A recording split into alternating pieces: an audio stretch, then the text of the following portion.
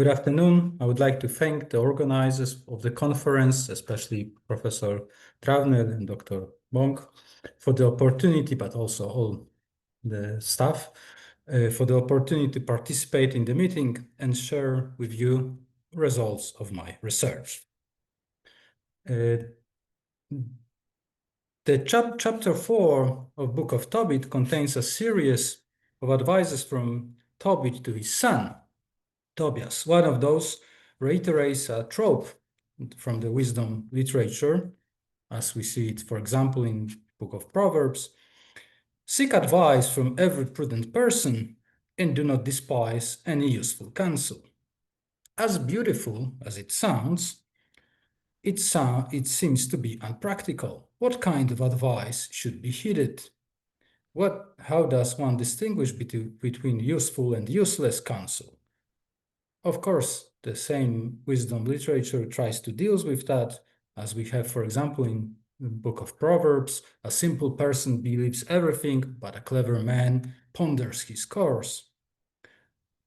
We have also a similar tradition in the book of Ben Sira.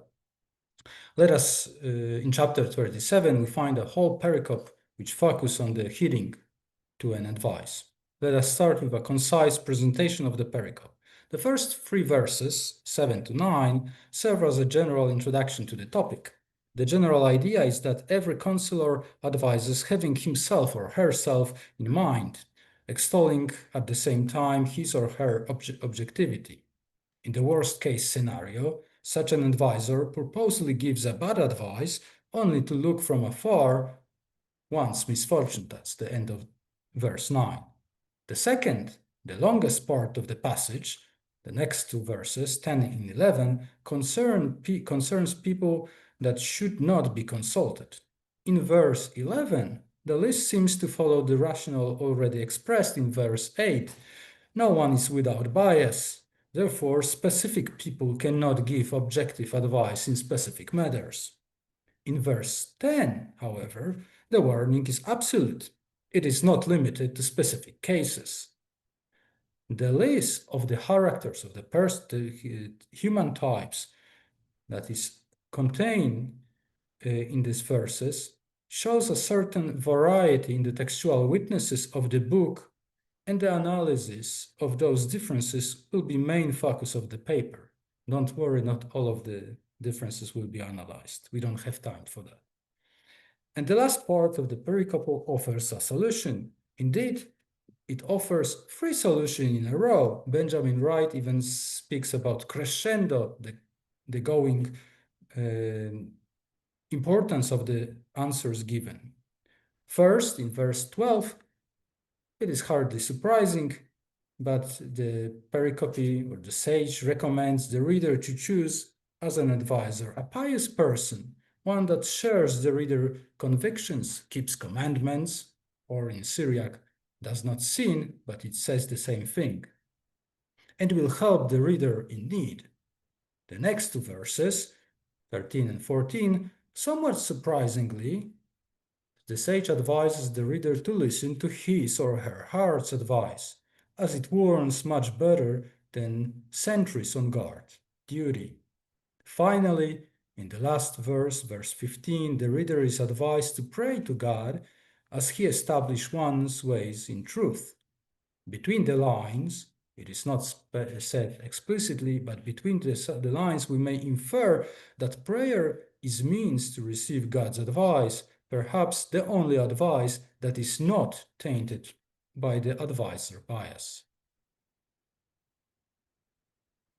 As I said, I would like to present you some cases where the preserved language versions differ from each other. The passage is attested in 2 Hebrew witnesses, in manuscript B and manuscript D, both medieval manuscripts from Cairo, Geniza. The first, manuscript B, also has a marginal readings. I will use the 2 translations, also 2 translations from Hebrew, Syriac, in Peshitta, in manuscript from Ambrosian Library, and Greek, according to Ziegler's critical edition. And in one case, we look also at the Vetus Latina as well. Obviously, one cannot simply assume that one of the Hebrew witnesses is simply the original text.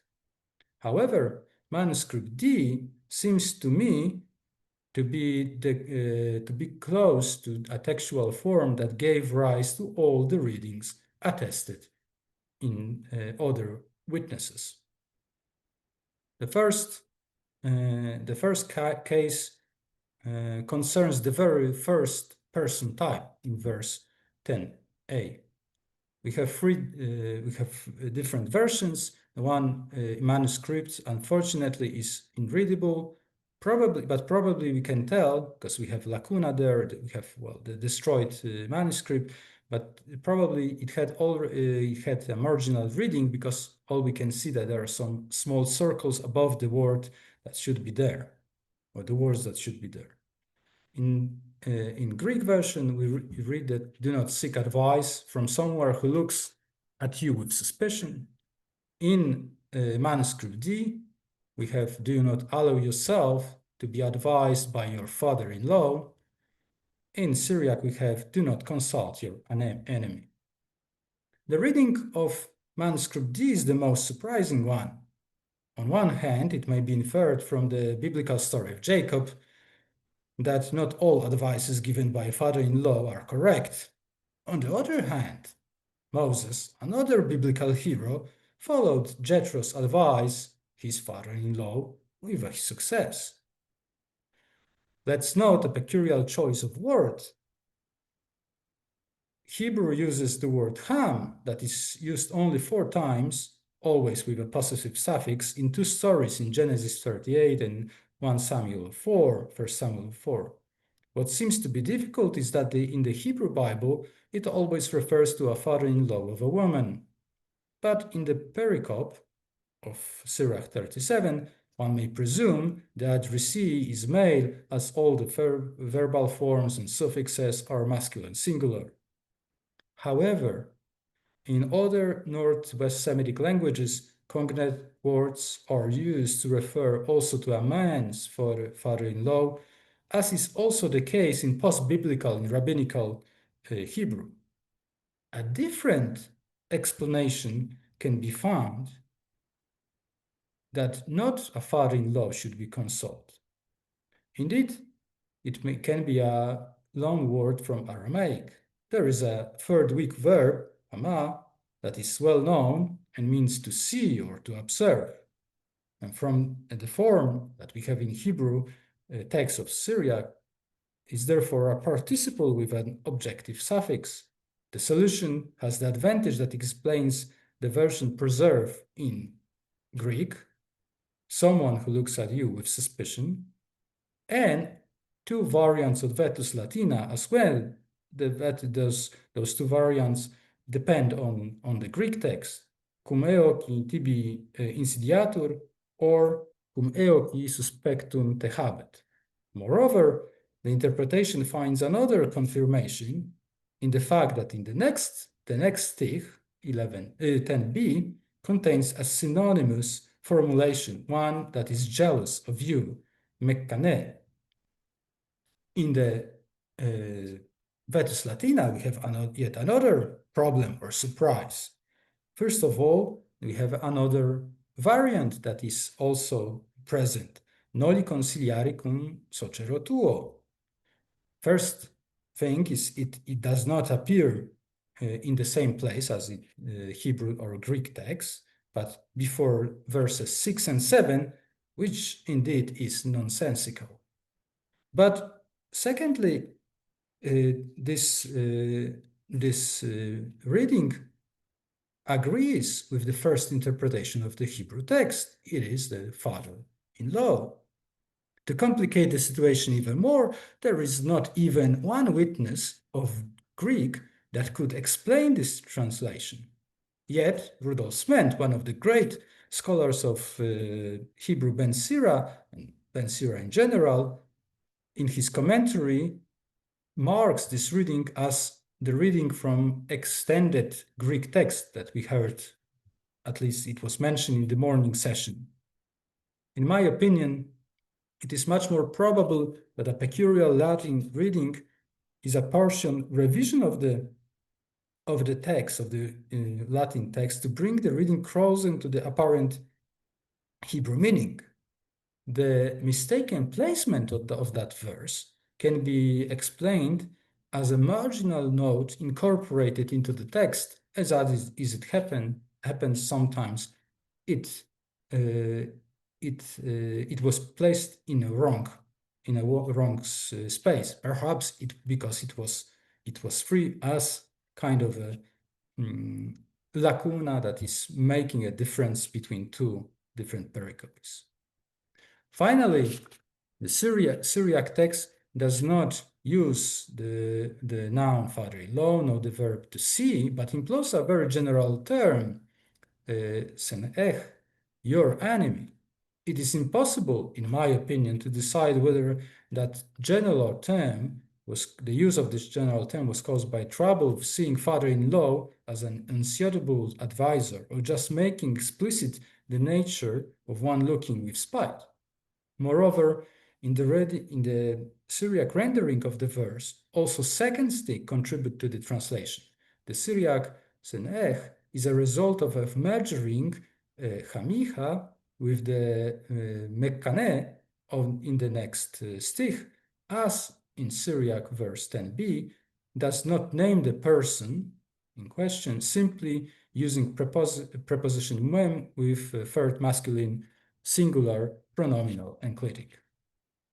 That was the first case. The second and the third case will be much shorter, I hope. In verse 11b, Ben Sira recommends not to seek an advice about war or battle. The problem is, who should not be asked, for the version mention different persons. Greek mentions a coward, delios, which finds a close parallel in the exemptions from the battle in Deuteronomy chapter 20, verse 8b. Perhaps manuscript B goes along similar lines in reading that one should not be asked, is a dweller somebody who dwells? Dar, implying his lack of courage. Alternatively, if indeed Deuteronomy 24-8 has really influenced the passage, then the dweller should be understood as someone who not yet tasted fruit of his marriage, planted wine, or dedicated the house, and therefore is exempt from military service. In both cases, the stich suggests that the self-interest of the person is to avoid war or battle. Therefore, it is inappropriate person to ask for advice. In manuscript D and in marginal reading of B, however, a different person should not be asked, because they both talk about conqueror, lokhet, someone who takes captives. In this version, the optic is completely opposite. The conqueror is precisely a person who wants to go to war because of spoils of war. It seems to me that these two versions cannot be reconciled with as two techniques of translation, and they belong to two different textual versions. Even though Syriac does not translate faithfully any of the versions, its reading, with an enemy do not debate, seems to interpret lochet as an adversary, overlooking any militaristic overtones, not even mentioning battle wall that is present in other variants. Third case is the first stich of the same verse, 11a, where the Syriac translation and transformation goes even farther. Greek and both Hebrew manuscripts agree on the reading with a woman or wife, do not consult her with regard to her rival wife. Although Hebrew uses a unique word, tzara, attested only in the 1 Samuel 1:6, Greek has no problem in to render it idiomatically, antizelos, also a rare word in the Septuagint, used only in Leviticus 18:18 and twice in Sirach once in our verse. The Syriac translator, however, made something totally unexpected. He, and I assume it's he, completely forgot about the topic of the pericope, let us remind whom should not be consulted, and gives a warning. With a woman, do not commit adultery. This warning has nothing to do with the topic of the pericope. Perhaps I'm trying to save something unsavable, but the reading may be due to a lack of understanding of the source text. The translation understood the word tzara as distress, anxiety, enemy, and so on, and inferred that the warning concerns not going into the situation that could be morally dangerous to those heeding to the advice. The final case is in two sticks in 11G and H. Let us look at the verse in manuscript D, which is partly confirmed by reading in the margins of B. The text reads, do not consult a hired worker, po'el sahir, about work. Do not consult 1 year worker, sahir shana, about produce of seas, motza, zera, with some difference in the manuscript, in marginal reading of B. The message conveyed is quite clear. Someone who is paid to work for 1 year should not be consulted about something that exceeds that period of time. Having that in mind, let us look at the version, probably secondary, at least in part, kept in mind by manuscript B. Do not consult a sluggard about his work. Do not consult with somebody who keeps nothing about one who brings out evil. In verse 11G, the version preserved in manuscript B, no longer qualified worker has a hired, but he is worthless as someone who does nothing, idle worker, or let us not forget about this possibility, someone who does the seed. I think that Po'el Shaveh is a more original reading. It makes sense to talk with a seasoned worker about his work, but to do so with somebody who does nothing, it should be a loss of time. Interestingly enough, the reading of marginal reading of B confirms the version of manuscript B, not that of D, which is unusual. Also, Greek Okneros agrees with manuscript B, strongly suggested its originality. The reading of 11G in manuscript D is an attempt to harmonize two sticks with a similar motive, namely that of a hired worker. A series of really interesting changes is visible in the following stick, that is 11H. Firstly, the new word, the noun motza, produce, was interpreted as a called participle of matzah, to find. But the meaning finder, the one who finds, was not suitable. Therefore, a mere addition of yod, one yod, the smallest letter, it has changed into hefil participle of a different verb. The action results in a translation, someone who brings something forth. Secondly, the object of the participle was also altered. Instead of zera, seed, suitable in previous agricultural context, the scribe of manuscript B modified into ra, evil. I find it possible that these two changes were inspired by the phrase from Deuteronomy 22, 14, 19, Chotzi Shem Ra, later employed also in the rabbinic literature as a participle, namely Motzi Shem Ra, slanderer. The passage from Deuteronomy speaks about an accusation of a newly led woman by her husband that she was not a virgin when he took her for wife. Although not all rabbinic references are explicit about the circumstances of the defamation, one supposes that they deal with this problem. For example, in Mishnah, Sanhedrin 1:1 deals with how many judges should decide the case of Motzi Shem Ra. Other examples from the Mishnah are similar. Yet the meaning seems to be different in Sira than it is in Deuteronomy and the rabbinic sources. First of all, Sira does not use the word Shem, name, nor the specific meaning to defame in anyhow implied in the context. Secondly, Deuteronomy in the rabbinic literature is closely connected with a specific law. The object of defamation is mentioned.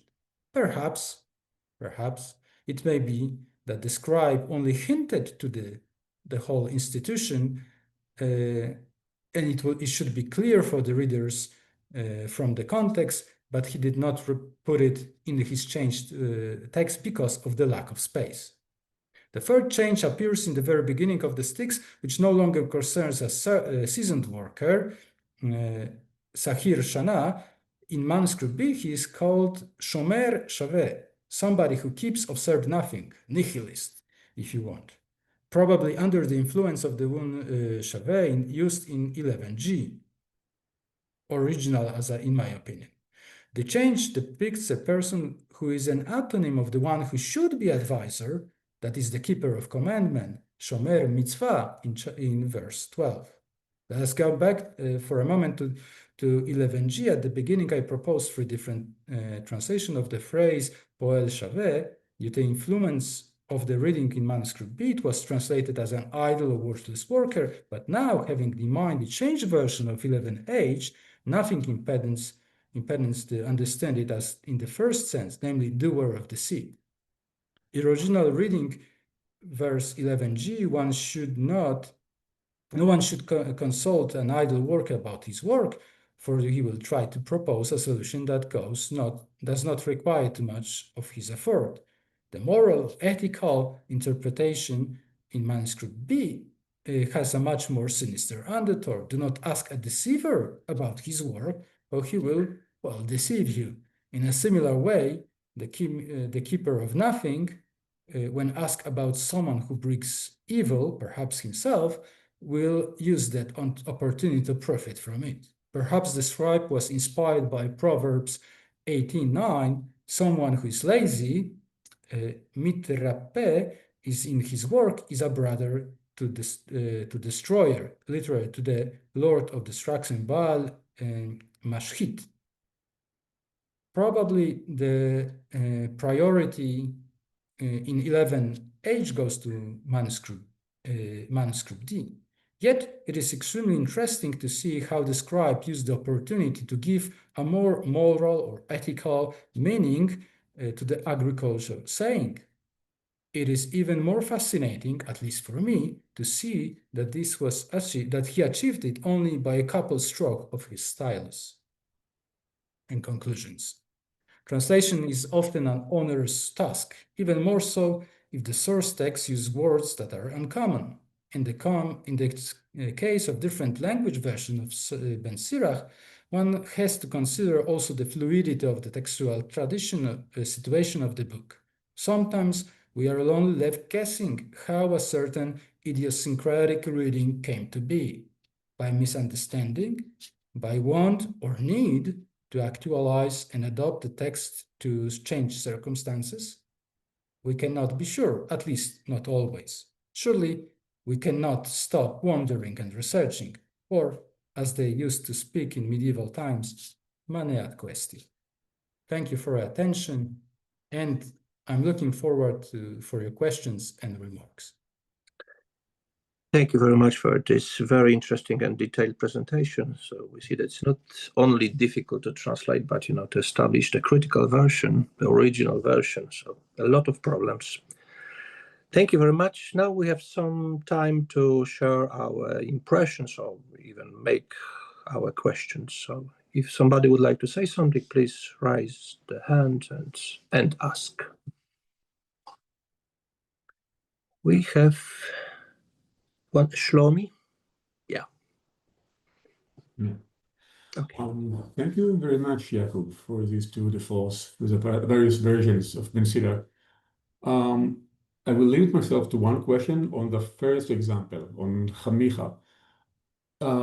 I didn't fully understand whether or not you approve of or you accept the etymology from the Aramaic root Chami, to see, and how that, let's say, relates to the fact that this verb, as far as I'm aware, is only attested in the Western Aramaic dialects of, let's say, late antiquity, in Jewish Palestinian Aramaic and Christian Palestinian Aramaic. But as far as I'm aware, not in literary Aramaic known from the time of Ben Sira. And how do you react? Yes, thank you for the question. Of course, I would say that it is possible to see it as an influence of Aramaic, especially in the that we see some